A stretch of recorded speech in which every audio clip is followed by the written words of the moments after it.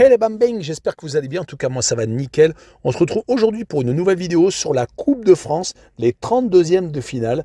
10 matchs vont être analysés dans cette vidéo. Il y aura essentiellement des équipes professionnelles, car pour les autres rencontres, je manque de chiffres et d'analyses pour les adversaires des clubs comme le Paris Saint-Germain ou l'Olympique de Marseille.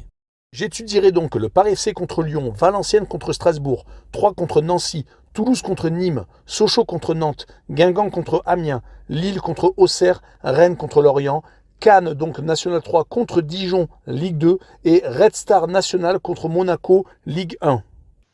Mais avant de commencer, n'hésitez pas à vous abonner à ma chaîne, à mettre un petit pronostic pour les comparer à mes analyses et également lâcher un petit pouce pour référencer la vidéo. N'oubliez pas qu'en description, vous avez mon lien Telegram. Vous cliquez dessus et vous nous rejoignez. Et tous les jours, je vous donne 2 codes safe et une code fun. Je vous donnerai sur chacune de mes vidéos un score exact et une cote sécurisée ou fun par match analysé. Je vous recommande également de jouer mes cotes en match simple pour éviter des surprises lors d'éventuelles combinaisons malheureuses. Je vous donnerai mes codes sécurisés par rapport à des away no bet, home no bet, draw no bet. Ce sera surtout des codes sécurisés donc, et également des doubles chances et des plus ou moins un certain nombre de buts. C'est parti! Mais également, j'aimerais revenir sur un nouveau partenariat avec une plateforme de paris sportifs qui est BetWinner, qui est accessible en Europe, essentiellement en France et en Belgique, et également en Afrique. Vous avez l'essentiel des pays qui est sur la carte mondiale qui apparaît à l'instant sur votre écran. Mais même si vous n'êtes pas sur un des pays, n'hésitez pas à utiliser un VPN. Cela vous permettra d'y accéder sans problème. Les cotes proposées y sont très intéressantes. Elles sont même supérieures aux autres bookmakers. Cela vous permet des fois d'avoir des profits beaucoup plus importants sur la durée en tout cas. Pour accéder au site de Paris, n'hésitez pas à aller en description. Il y a le lien, vous cliquez dessus, vous y accédez. Et également, vous rentrez le code promo qui se trouve sur l'écran. Cela vous permet d'avoir 100% de bonus dès votre inscription. Et pour finir, lors de cette vidéo, je vous mettrai la description des codes safe et également les cotes. Comme ça, vous pourrez faire les comparaisons avec les cotes de votre bookmaker et celles de BetWinner. Attaquons avec le Paris FC qui rencontre l'Olympique Lyonnais. Le Paris FC reste sur 5 victoires consécutives. C'est ultra positif. Avant de gagner 4-1 à Valenciennes, il est resté sur 4 clean sheets consécutives, à chaque fois sur le même score, 1-0. On peut même agrandir à 6 matchs sans défaite car ils avaient fait match nul 2 buts partout contre Toulouse lors de la 13e journée. Ils se retrouvent maintenant à 2 points du premier l'AC Ajaccio. Ça leur permet bien entendu d'espérer de monter en Ligue 1 et ce match contre l'Olympique Lyonnais va les jauger pour savoir s'ils peuvent avoir le niveau de monter en Ligue 1. Et on notera qu'à la maison, ils n'ont perdu qu'une seule fois, c'était lors de la 7e journée contre Guingamp. Ils jouent tout de même contre Lyon, qui avait énormément d'ambition en début de saison en recrutant Shaqiri et Boateng entre autres, avec également l'ancien entraîneur de l'Ajax Amsterdam, Peter Bosz, qui, pour les avertis du football, avait joué milieu défensif à Toulon dans les années 88 à 91 et qui avait fait quand même 102 matchs en Ligue 1. Mais les hommes du président Aulas ne font pas une superbe saison en championnat. Ils sont en moitié de tableau. Heureusement, en Ligue Europa, ils ont réussi à remporter 5 matchs et n'ont fait qu'un seul match nul. Et c'était lors de la 6e journée où ils n'avaient plus d'enjeu contre les Glasgow Rangers. Et ils restent actuellement sur 3 matchs sans victoire contre Reims, où ils se sont inclinés à domicile, contre Lille, où ils ont fait 0-0, et à Bordeaux, où ils menaient à chaque fois au score, mais ils se sont fait à chaque fois rejoindre. Et sur cette rencontre, je vois Lyon tout de même s'imposer 2-1, et je vois le plus de 1,5 buts pour les Rodaniens, une cote à 1,48. On poursuit entre Valenciennes 17e de Ligue 2 et Strasbourg qui est 7e de l'élite. Les nordistes viennent une fois de plus de s'incliner à domicile contre le Paris FC 4-1. C'est déjà leur 6e revers à domicile. C'est tout de même assez inquiétant car ils s'enfoncent au classement. Heureusement, ils arrivent à réaliser quelques performances en déplacement avec 3 victoires et 4 matchs nuls. Mais pour ces 32e de finale, ils jouent Strasbourg qui est vraiment l'équipe en forme de Ligue 1, même s'ils viennent de s'incliner contre l'Olympique de Marseille 2-0 lors de la dernière journée. Les Strasbourgeois restaient sur 2 victoires assez cinglantes contre Bordeaux 5-2 et à Nice 3-0. L'arrivée de Julien Stéphan est vraiment une bénédiction. Il a remplacé au pied levé Thierry Lauré et a vraiment imposé sa patte dans le club strasbourgeois. Il reste donc sur une défaite sur les 7 dernières rencontres. Et sur ce match, je les vois s'imposer 3-1 en déplacement. Je vois le plus de 1,5 but sur la rencontre, une cote à 1,34. On poursuit avec une rencontre entre 3 17e de Ligue 1 et Nancy, dernier de Ligue 2. On ne peut pas dire que ce soit la joie actuellement chez les deux formations. Les Troyens restent sur 5 défaites sur les 6 derniers matchs, ne battant que les Lorientais à domicile lors de la 16e journée. Du côté de Nancy, 3 défaites consécutives contre Nîmes, Quevilly-Rouen et contre Rodez. L'arrivée du nouvel entraîneur Benoît Pedretti avait donné un certain allant, mais cela n'aura pas fait long feu malheureusement. Le seul point positif, c'est qu'entre la 7e journée et la 15e journée, sur 9 rencontres officielles, seulement 2 défaites. Mais c'est vraiment le seul point positif. Mais je les vois tout de même en Coupe de France tout donner et arracher le match nul, un but partout, et je vois les deux équipes marquer une cote à 2,11. On continue avec une confrontation entre deux équipes de Ligue 2, Toulouse second, qui n'est plus premier malheureusement, et Nîmes 10e.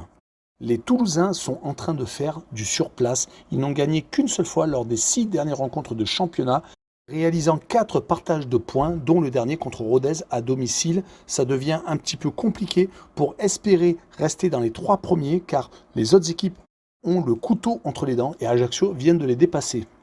Mais on notera qu'ils n'ont perdu qu'une seule fois quand ils reçoivent. C'était contre Caen lors de la 10e journée. C'était un petit peu une surprise. Et ils sont tout de même capables d'étrier certaines équipes comme Auxerre 6-0 lors de la 12e journée et comme Sochaux 4-1 lors de la 16e. Ils doivent reprendre du poil de la bête, mais malheureusement ils tombent sur Nîmes qui reste sur 3 succès sur les 4 dernières rencontres, ayant battu Quevilly-Rouen, Nancy et gagnant à Sochaux. Pascal Planck a resserré les boulons et ça se voit, mais je les vois tout de même s'incliner à Toulouse 2-1 et je vois le drop no bet avec le pari remboursé 6 matchs nuls, une cote à 1,40. On continue entre Sochaux 5e de Ligue 2 et contre Nantes qui est 10e de Ligue 1.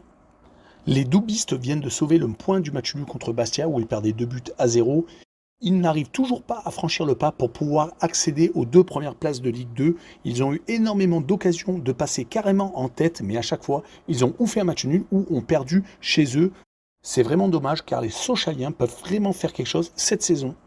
On notera qu'ils ont déjà perdu à 2 reprises à la maison contre Le Havre au tout début de championnat et donc contre Nîmes lors de la 15e journée. Ils tombent contre une équipe revancharde qui vient de rester sur 2 belles performances en ayant gagné à Lorient et en ayant renversé Lens 3-2 lors de la 18e journée. Leur défaite contre Marseille n'est donc qu'un mauvais souvenir, surtout que juste avant, ils avaient arraché le match nul à Lille, le champion de France. C'est pour cette raison que je ne les vois pas obligatoirement gagner, mais au moins accrocher le match nul, un but partout en déplacement, car c'est tout de même la Coupe de France. Et je vois le E-Win au bet avec le match nul remboursé 6 victoires de Nantes à l'extérieur, une cote quand même à 1,92.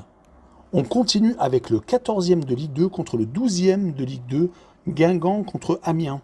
Les Guingampais viennent de réaliser une très belle série à domicile, 4 victoires sur les 5 derniers matchs, ce qui leur a permis de remonter au classement, car ils étaient vraiment très mal embarqués, malgré quelques exploits en déplacement au Paris FC ou à Auxerre. Mais leur défaite à Caen porte un petit coup d'arrêt avant leur opposition contre Amiens qui reste sur 4 victoires sur les 5 dernières rencontres, toutes compétitions confondues, ayant à chaque fois marqué au moins 3 buts, voire jusqu'à 5. Ils portent actuellement leur série d'invincibilité à 8 rencontres. Et si l'on agrandit la série, ils sont sur une défaite sur les 13 derniers matchs officiels. Mais beaucoup de partage des points sont tout de même à noter. Et sur cette rencontre, comme c'est la Coupe de France, je vois une petite surprise et donc voir Guingamp battre Amiens, qui ne perd donc pas souvent. Et je vois le draw no bet avec le pari remboursé 6 matchs nuls, une cote à 1,42. Enchaînons avec Lille 11e de Ligue 1 contre Auxerre 3e de Ligue 2.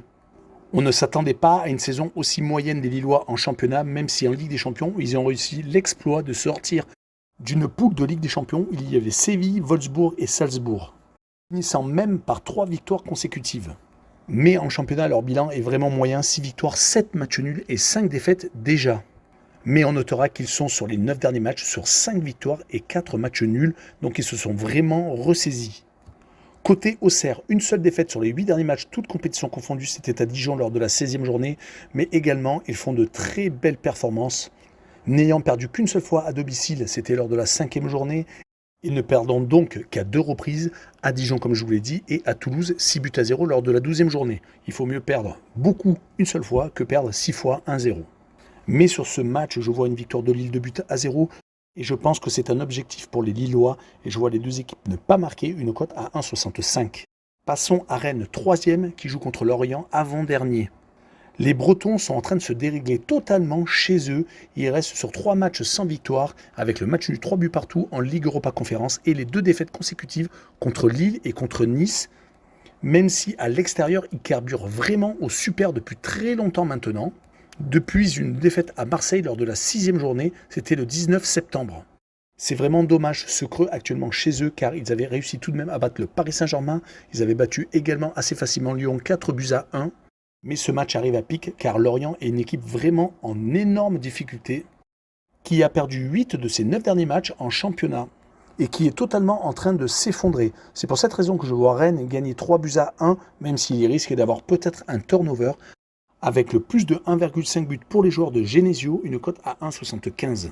On enchaînera avec CAD, qui est une équipe de National 3, qui est 3e, une ancienne équipe de Ligue 1, mais il y a très longtemps maintenant, qui a vu naître au professionnalisme des joueurs comme Zidane, par exemple, qui a eu comme entraîneur Luis Fernandez, et qui a du mal malheureusement à remonter, qui est 3e actuellement de sa poule, qui a tout de même réussi à éliminer Rodez lors du 8e tour le 27 novembre en les gagnant au pénalty, et qui a pour l'instant gagné toutes ses rencontres, 5 en l'occurrence, en championnat, à domicile bien entendu.